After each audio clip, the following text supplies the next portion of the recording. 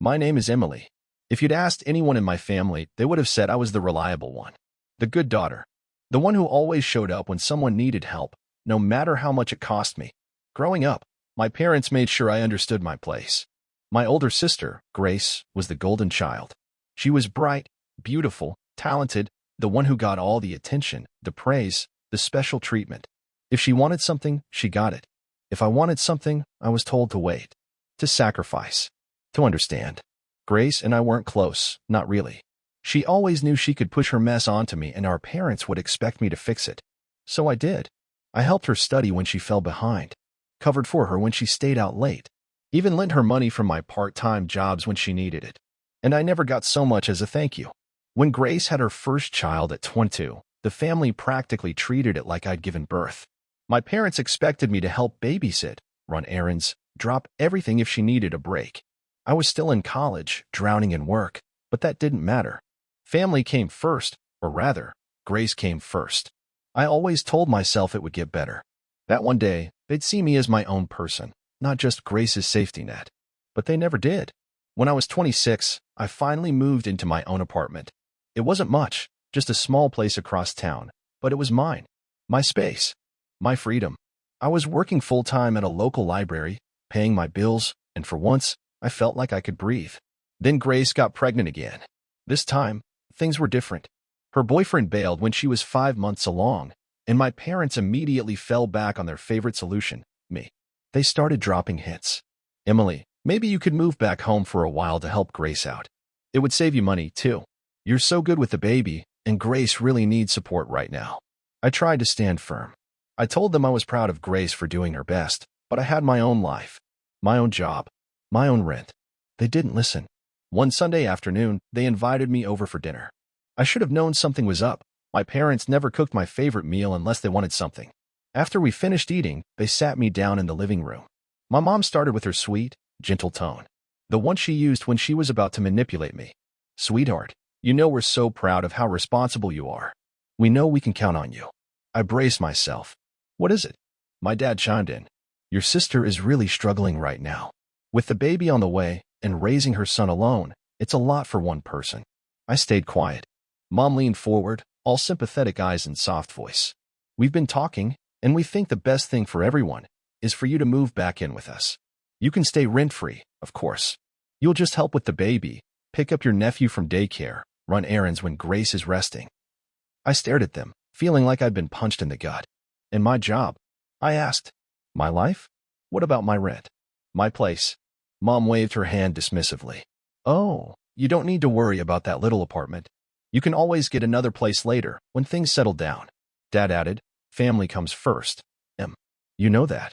I looked between them and realized they didn't see me. Not really. I was just a tool to keep their precious Grace comfortable. They had already decided what my life was going to look like. I was supposed to smile and say thank you for the privilege. I didn't argue. Not that night. I knew how that would go. They'd twist my words, make me feel guilty, tell me I was selfish, heartless. So I nodded. I told them I'd think about it. And then I went home. And I made a plan. Because I wasn't going to let them do this to me again. A week later, I signed a lease on a new apartment. In another state. I didn't tell them. I arranged for my work transfer. Quietly packed my things. Canceled my old lease with the penalty fee. It was worth every penny. On my last day in town, I left my keys at my old place and dropped a single note at my parents' house. It said, I love you, but I refuse to live my life for someone else's mistakes. I hope you can understand. Please don't contact me right now. I need time to build my own life. Then I turned off my phone. When I crossed the state line that night, I felt a freedom I hadn't felt in my entire life. It was terrifying, yes, but it was mine. For the first time ever, I wasn't available to fix Grace's mess. And that's when things got interesting. Because when you take away a crutch, people either learn to stand or they collapse. And my family? They weren't ready to stand. It didn't take long for the messages to start piling up. I left my phone off for 2 weeks after I crossed the state line. When I finally powered it back on, I had over 100 missed calls, dozens of voicemails, and so many text messages they barely loaded. The first ones were sweet. Fake sweet. Emily, honey, please call us. We're so worried. Your sister needs you right now. Don't do this to her. It's not too late to come home. We can talk about this like a family. But as the days went by and I didn't respond, the sweetness rotted away. The messages turned sharp. How could you be so selfish? Do you have any idea what you've done to your sister? You're tearing this family apart for no reason. My sister tried her best too. Grace texted me paragraphs, guilt trips that read like old scripts I knew by heart. I'm exhausted. I'm alone. I can't do this without you. You're my sister. I would do it for you. That was always her favorite line. She'd say she'd do it for me, except she never had. Not once. I didn't answer. I didn't block them either. I wanted to see every word, to remind myself why I'd left in the first place. The new apartment was tiny, and the city felt huge compared to where I'd grown up. But I loved it. I set up my books in neat rows on new shelves. I bought a second-hand couch that didn't match anything but felt like freedom. I walked to work at my new library branch every morning and came home to silence that was entirely mine. At night, sometimes the guilt would sneak up on me. I'd lie awake wondering if maybe I'd gone too far. If maybe I really was selfish. If maybe I'd let Grace drown. But then I'd remember the look on my parents' faces that night in the living room. The assumption in their eyes that my life was theirs to rearrange. The certainty that I'd fall back in line, like I always had. And every time I pictured it, the guilt turned to steel.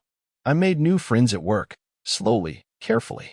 I didn't tell them much about my family. I didn't want pity, and I didn't want advice. I just wanted to be me. Emily, the library assistant who loved old novels and fresh coffee and long walks home when the sun was setting. 3 months passed. And then, like clockwork, my parents showed up. I came home one evening to find my mom sitting on the stoop outside my building. She looked smaller than I remembered, or maybe I'd just gotten bigger. She didn't look angry. She looked desperate. Emily, she said, standing up so quickly she almost stumbled. Honey, please. We just want to talk. Can we come inside? I looked over her shoulder. My dad was standing by the car, arms folded. Watching. Always watching. I didn't invite them in. I didn't trust myself to let them cross that line. So I stood there on the step, keys in hand, heart pounding. We miss you, Mom said. Your sister is falling apart. She's got no help. The baby is coming any day. She can't do it alone. I took a deep breath. Then help her. You're her parents. We do help her. She snapped. Then her voice softened again. But she needs you too. You've always been so good with your nephew. She trusts you. We trust you. I almost laughed. Trust. That was a funny word for what they really meant, control. I'm not coming back, I said. My voice shook, but I didn't look away. I'm not her nanny. I'm not your backup plan. I'm your daughter. But you don't treat me like one. My dad stepped forward then, his face tight. Don't do this, Emily. You're making a mistake. You'll regret this. Family is forever. For you, I said. When it's convenient. He opened his mouth to argue, but my mom grabbed his arm. She looked at me like I was something she couldn't recognize. We just don't understand you anymore. I nodded. I know. And that's okay. Then I turned and walked up the steps. I could feel them watching me as I unlocked the door. For the first time in my life, I didn't turn around to see if they were hurt. I didn't know them that anymore. Inside, my new apartment felt warmer than it ever had before. The walls were still bare. The furniture didn't match. But it was mine. Every single inch of it, mine. And they couldn't touch it. Or me. After that night, the calls stopped for a while. It was like they didn't know what to do with me now that I wasn't bending.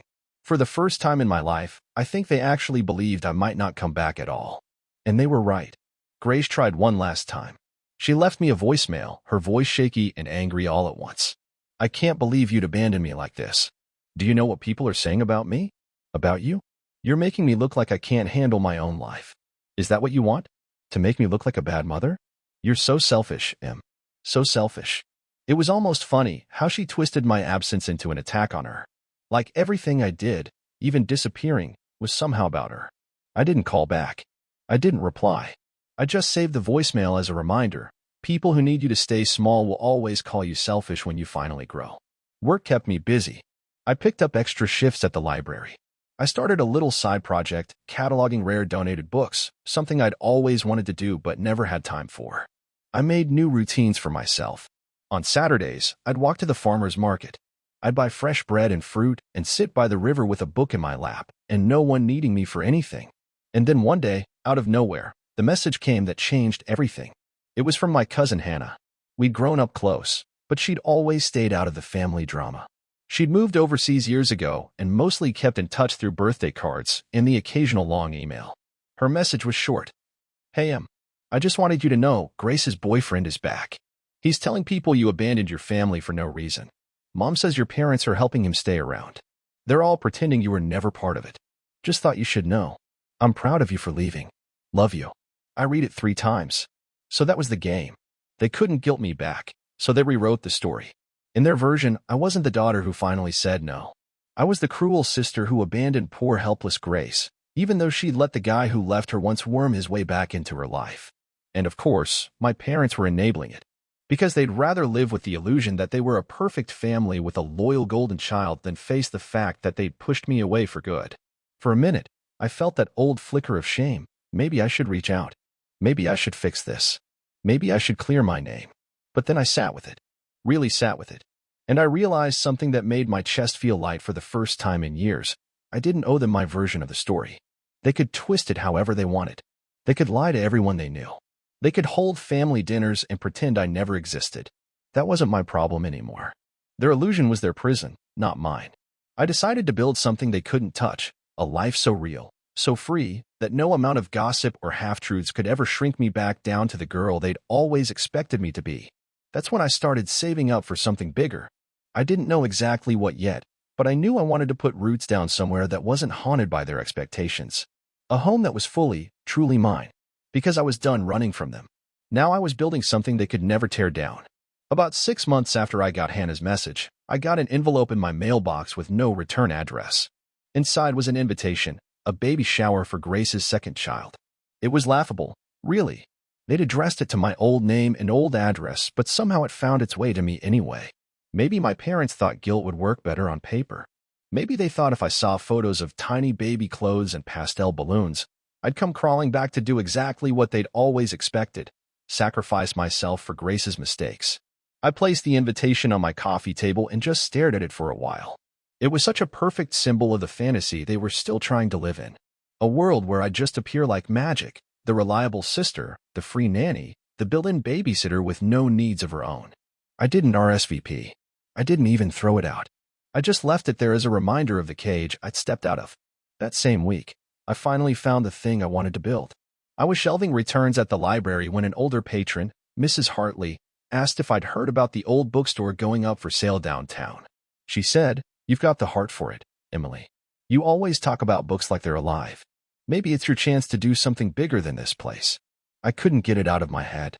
That night, I walked by the storefront, dusty windows, peeling paint, stacks of abandoned shelves still inside. It looked sad to most people, but to me, it looked like freedom.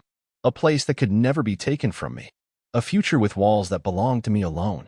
I went home and opened the envelope from the baby shower one last time. I looked at my name, the name they used to control me, the identity they built around my usefulness. And I realized I'd never be that version of Emily again. So I took out my notebook and started planning. I ran the numbers. I talked to a small business advisor. I called Hannah overseas for moral support. She was the first person I told. She said, "Do it, Em. You'll never regret betting on yourself. You owe them nothing." I spent the next 3 months hustling like never before, picking up every extra shift, selling old stuff I didn't need, finding a loan I could actually manage. There were nights I barely slept, but the exhaustion felt clean, not like the suffocating drain of being my family's crutch, but like building muscles I never knew I had. When I signed the papers for the shop, I didn't tell anyone from my old life. Not my parents, not Grace, not anyone who ever tried to keep me small. This was mine, my secret, my risk, my freedom. On the day I got the keys, I stood in the middle of that dusty old store, floors creaking under my feet, sunlight hitting empty shelves, and I laughed. Not because it was easy, or guaranteed, or simple, but because for the first time in my entire life, my future was something they couldn't touch, twist, or guilt me out of. They could keep telling themselves I'd come back. They could keep rewriting the story to paint me as heartless. It didn't matter. I was gone, and in my place was someone they never saw coming, the real me. The first day my bookstore opened, I expected to feel scared, but all I felt was calm. I'd painted the walls myself, scraped years of grime off the old wooden floors, stocked every shelf with books I loved and books I hoped people would find by accident and fall in love with too. It was small, imperfect, and mine. Word spread quickly in the neighborhood. People were curious about the quiet girl who opened a shop with no big sign, no fancy grand opening, just a handwritten note on the door that said, "Come in. Sit. Stay a while." I watched regulars start to drift in, an old man who missed his wife and found comfort in historical novels, teenagers who sat on the floor and whispered about comic books, single moms who browsed the shelves with toddlers tugging at their sleeves. Every person who stepped through my door reminded me that I was building something real. One evening, just before closing, I saw my mom's name flash across my phone screen. I almost ignored it, but I answered. I think I needed to hear it. She didn't waste time on pleasantries. "Emily, your sister is struggling. She's got 2 kids now. You know that. We don't understand why you're doing this. Why you're hurting the family like this." I looked around my shop, the stacks of books, the old rug, the tiny counter where I kept a jar for people to pay what they could if they didn't have enough. This was my family now, people who came in and left better than they arrived, not because I fixed them, but because I gave them a place where they could just be. "I'm not hurting the family, Mom," I said quietly. "I'm just not the part of it you get to control anymore." She didn't know what to say. I could hear her breathing, sharp, like she was trying to hold back tears or rage. "Maybe both." "Grace says you abandoned her," she finally whispered. "I didn't abandon her. I stepped back so she could stand on her own. If she can't, that's not on me. Your father says you'll regret this." I smiled, a real, gentle smile she couldn't see. "Maybe, but at least if I fail, it'll be my mistake, not someone else's choice for me." We sat in silence for a few moments. Then she said, so quietly I almost didn't hear it, "I hope you're happy, Emily." I looked at the keys to my shop, the stacks of books waiting to be read, the warm light spilling out onto the street where kids were playing. "I am," I said. And for the first time, it was true. After that, I let her go. I put my phone on silent and flipped the sign on the door to closed. Outside, the world was still spinning. Grace was probably still complaining. My parents were probably still rewriting the story so they didn't have to look at themselves too closely. But it didn't matter. Because here's what they'll never understand. When you spend your whole life being useful, people forget you're a person. They think they own you. They think they can shape your life like clay in their hands. But once you vanish, once you slip through the cracks they left in you, you become something they can't hold anymore. I'm not the good daughter. I'm not the free nanny. I'm not the safety net. I'm just Emily, a woman who built a life no one can claim but me.